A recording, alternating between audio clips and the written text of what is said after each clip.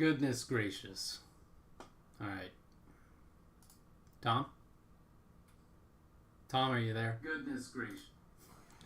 I'm assuming I'm not muted anymore.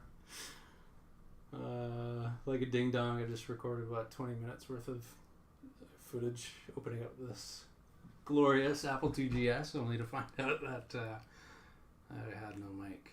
So here we are. Not that what I'm saying is pertinent to anything that's going on, but I guess I'll do a little recap. I picked up this Apple IIGS for 60 Canadian, and it was in wonderful shape.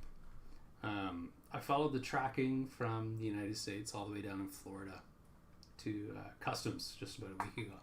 And when it finally cleared customs, suddenly it weighed 25 pounds, which seemed strange to begin with.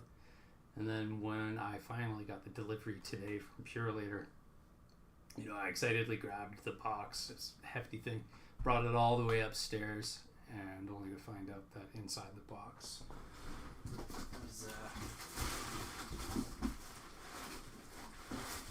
all these greasy Harley Davidson 2002 Softail parts for an entire clutch assembly.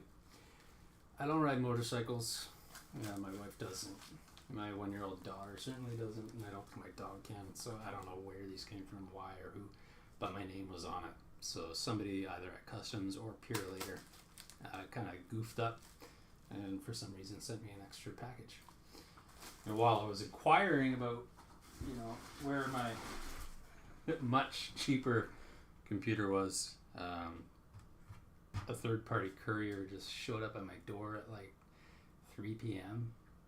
and dropped off another box with an Apple IIGS inside.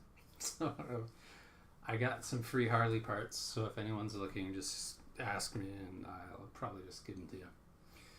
So just to give you an idea of what was going on in this thing, yeah, it was chock full when I opened it. I wasn't expecting that. I knew it had a modem on it because we could see the applied engineering ports just in the rear. But that's all I could go off of, so I had no idea what I was getting into. So yes, more than excited to see that it had a lot going on. Not only that, but every single piece of cardboard in the world was inside, separating these cards because they're so close together. Firstly, we had a 3.5mm audio jack that is powered by the fan header and heading into the J25 port, which I'm not too sure was a remnant of the Apple IIe board. That might have been a connector for that. I'm not really too sure. Somebody out there knows. I don't. And what was next? Yeah, this was blatantly obvious. A giant applied engineering PSU with a internal 40 megabyte hard drive. Now that's nuts. So we got a beefier power supply. I do have an Apple IIGS up on my shelf, but it's bone stock pretty much, so this will be an interesting upgrade, especially if I can start running some Blue SCSI on it. I think that'd be really cool. And what else did we have? Yes, we had a zip technology. This guy was actually connected to the original CPU socket. And right on the board here it says original 65816. I'm not really sure if that would be the original 2GS CPU. I'm not really too much of an Apple II guy to know as much. But yeah, wow. Super cool. If you know what it is, let me know. I don't. Because I don't. And then this guy was chalked somewhere in the middle. PC transporter.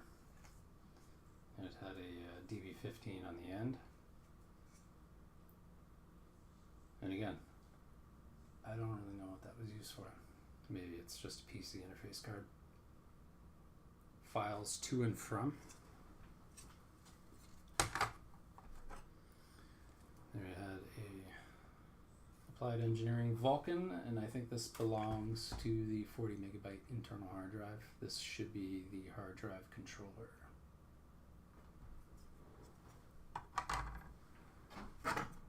We also had a Data Link 2400 modem with a lot going on in there. It's like a little city.